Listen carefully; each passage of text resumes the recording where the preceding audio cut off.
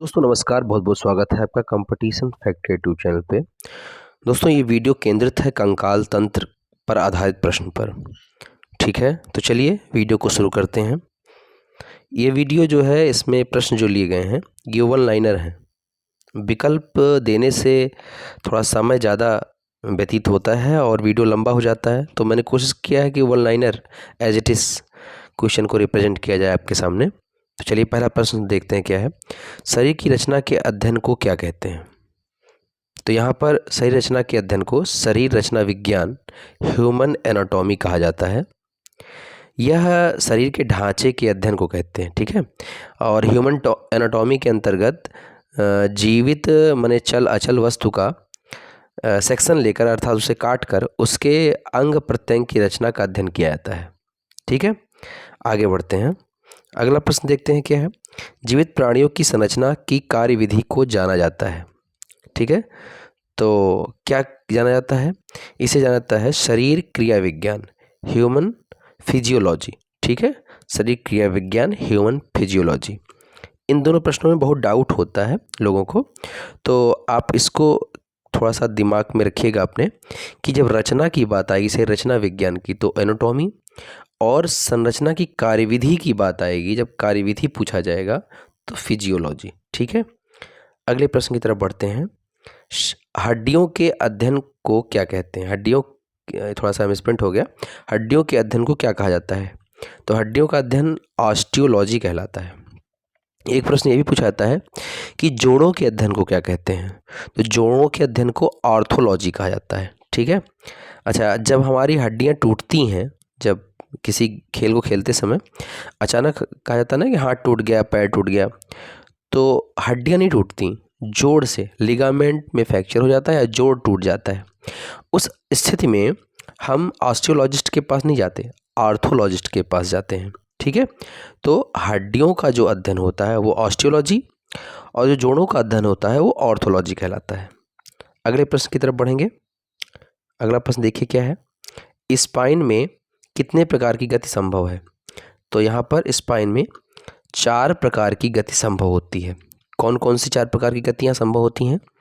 एक होती है एक्सटेंशन माने प्रसार, दूसरा होता है फ्लेक्शन माने झुकाव, तीसरा होता है लेटरल फ्लेक्शन माने पार्श्विक अर्थात कम झुकाव, और जो चौथा होता है वो एक्सियल रोटेशन माने अक्षीय घुमाव या अक्षीय घूर्णन। ठीक है, तो फिर से मैं एक बार रिपीट कर दूं। स्पाइन में 4 प्रकार की गतियां संभव हैं। कितने प्रकार की गतियां? 4 प्रकार की गतियां संभव हैं। कौन कौन सी 4 प्रकार की गतियां संभव हैं? एक्सटेंशन, फ्लेक्शन, लेटरल फ्लेक्शन और एक्सियल रोटेशन। ठीक है, रीढ़ की हड्डी को बैकबोन मेरुदंड कहते हैं और यह 26 कशेरुकाओं से मिलकर बना होता है। अगले प्रश्न की तरफ बढ़ेंगे। अगला प्रश्न है पुरुषों की तुलना में महिलाओं के शरीर का कौन सा भाग तुलनात्मक रूप से चौड़ा होता है? अगर मेल और फीमेल, ये मेल है मान लीजिए, ये फीमेल है, बॉडी संरचना की बात करें तो शरीर की पुरुषों की तुलना में माने मेल की तुलना में फीमेल के शरीर का कौन सा भाग चौड़ा होता है? तुलनात्मक रूप से बात की जा रही है, तो यहाँ पर उत्तर होगा पेल्विक। पेल्विक कहाँ का पार्ट है? पेल्विक हमारे जांघ का पार्ट है। कमर की जो नीचे का हिस्सा है, हिप का पार्ट है, वह वहीं पर पेल्विक होता है। यह अपेक्षाकृत चौड़ा होता है महिलाओं में। ऐसा इसलिए होता है कि महिलाओं को बच्चों को जनना होता है अर्थात बच्चों को पैदा करना होता है, तो प्राकृतिक रूप से इसमें सुगमता हो, इसलिए जो है प्राकृतिक रूप से ऐसी व्यवस्था ईश्वर ने करी है। आगे बढ़ते हैं। रक्त किस प्रकार का उत्तक है? रक्त जो है एक कनेक्टिव टिश्यू अर्थात संयोजी उत्तक है। ठीक है, अगला प्रश्न देखिए। मानव शरीर में कुल कितनी हड्डियां पाई जाती हैं? बहुत आसान प्रश्न है, 206 हड्डियां पाई जाती हैं। अगला प्रश्न है मानव शरीर में मांसपेशियों के जोड़ की संख्या कितनी होती है? कितने जोड़े होते हैं मांसपेशियों के? तो 250 से 350 तक अर्थात 250 से 350 होती है। अगला प्रश्न है रेडियो अल्ना अस्थि कहाँ स्थित होती है? तो रेडियो अल्ना अस्थि ये 4 आर्म में स्थित होती है। 4 आर्म मतलब क्या होता है कि जो आगे का पार्ट है हाथ का, ठीक है, वहाँ पे रेडियो अल्ना स्थित होती है। ठीक है, अच्छा, आगे बढ़ते हैं। अगला प्रश्न देखते हैं क्या है। हमारे शरीर में कितनी जोड़ी पसलियाँ पाई जाती हैं? तो हमारे शरीर में 24 पसलियाँ पाई जाती हैं। तो 24 का मतलब कितनी जोड़ी हो गए? 12 जोड़ी। ठीक है, तो 12 जोड़ी पसलियाँ या 24 पसलियाँ हमारे शरीर में पाई जाती हैं। अगला प्रश्न है संधि के साइनोवियल। अच्छा, संधि जो हमारी होती है जॉइंट, वो मूव करती है किस नाते? साइनोवियल फ्लूइड के नाते। ठीक है, तो प्रश्न कह रहा है साइनोवियल नामक तरल पदार्थ वाले स्थान के पास अगर सूजन आ जाए तो उसे क्या कहते हैं? तो उसे साइनोवाइटिस कहते हैं। क्या कहते हैं? साइनोवाइटिस। अगर संधि में जो साइनोवियल लिक्विड है उसके पास में अगर स्वेलिंग हो जाए तो उसे क्या कहा जाएगा? साइनोवाइटिस कहा जाएगा। ठीक है, आगे बढ़ते हैं। स्कैपुला अस्थि कहाँ होती है? स्कैपुला अस्थि कहाँ होती है? अपर बैक में। ठीक है, स्कैपुला अस्थि कहाँ होती है? अपर बैक में होती है। अगर आप पूरे जोड़ों को ध्यान से देखेंगे, जो शरीर का कंकाल तंत्र है, तो उसमें स्कैपुला अस्थि आपको दिख जाएगी, जो कि कहाँ होगी? अपर बैक में होती है। ठीक है, इसे पेक्टोरल ग्लैंड भी कहा जाता है। ठीक है, स्कैपुला अस्थि को पेक्टोरल ग्लैंड भी कहा जाता है। और एक चौड़ी अस्थि होती है। ठीक है, ये कंधे के इधर कंधे के की तरफ पाई जाती है। चौड़ी त्रिकोणा का तिकोनी भी होती है। ठीक है, और इसका एक भाग जो है ह्यूमरस से जुड़ा हुआ होता है। ठीक, ये पीठ के ऊपर भाग अर्थात बताया नहीं, कंधे में स्थित होती है। अगला प्रश्न देखते हैं। जोड़ों के अध्ययन को भी बताया था, जोड़ों के अध्ययन को ऑर्थोलॉजी कहते हैं। मानव शरीर में कितने प्रकार के जोड़ होते हैं? ठीक है, तो कितने प्रकार के जोड़ होते हैं मानव शरीर में? 3 प्रकार के। ठीक है, मानव शरीर में कितने प्रकार के जोड़ होते हैं? 3 प्रकार के। कौन कौन से जोड़ होते हैं? एक होता है अचल जोड़, माने इमोवियल जॉइंट। ठीक है, और दूसरा होता है थोड़े जो चल सकें ऐसे जोड़, थोड़ी गति करने वाले जोड़, स्लाइटली मूवेबल जॉइंट।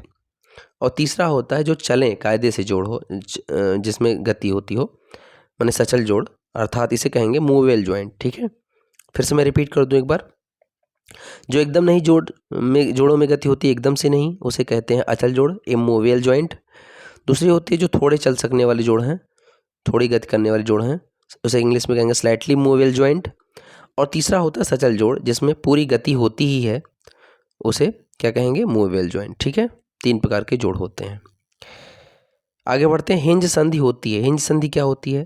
हिंज संधि एक सचल संधि है, अर्थात इसमें ये गति होती है, मूवेबल जॉइंट होती है।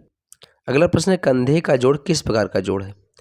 तो कंधे का जोड़ है, इसमें बालो सॉकेट होती है कंधे के जोड़ में। ठीक है, और जो पैर का जो जोड़ होता है घुटने का, इसमें भी बालो सॉकेट होती है। आगे बढ़ते हैं।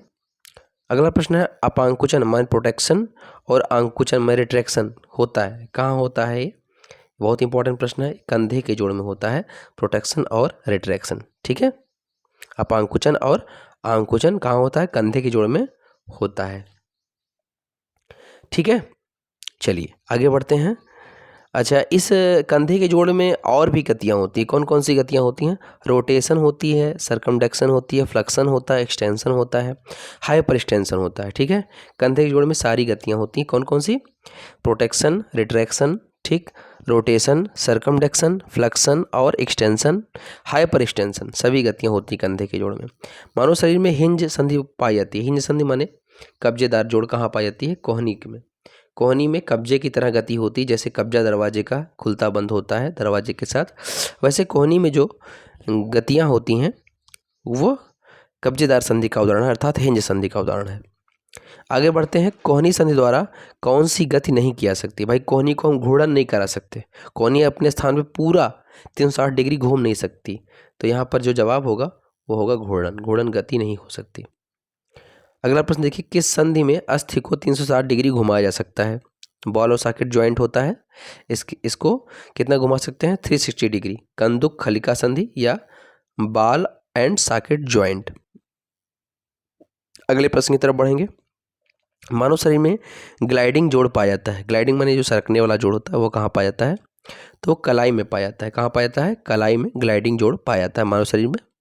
ठीक है, अगला प्रश्न देखिए। मानव अस्थिपंजर में निम्नलिखित शब्द से कोई मतलब नहीं है।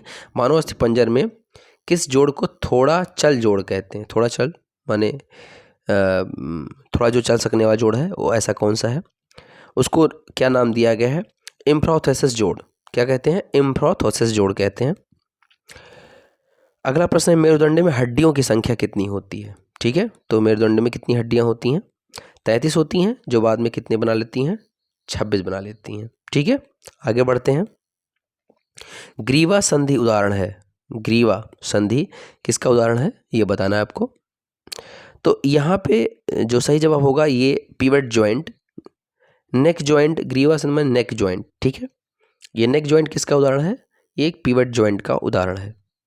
अगला प्रश्न देखिए, वयस्कों में मेरुदंड कितनी हड्डियों से मिलकर बना होता है? अभी बताया मैंने कि जब शिशु पैदा होता है तो 33 कशेरुकाएँ होती हैं मेरुदंड में, जो कि बाद में 26 बन जाती हैं। ठीक है, तो वयस्कों में कितनी होती है? 26 अर्थात 26 होती हैं। ठीक है, कैसी होती हैं ये? अगर जब शिशु पैदा होता है तो 33 होती ही हैं, जिसमें सैक्रम क्षेत्र की जो 5 कशेरुकाएँ हैं ये मिलकर एक बन जाती हैं।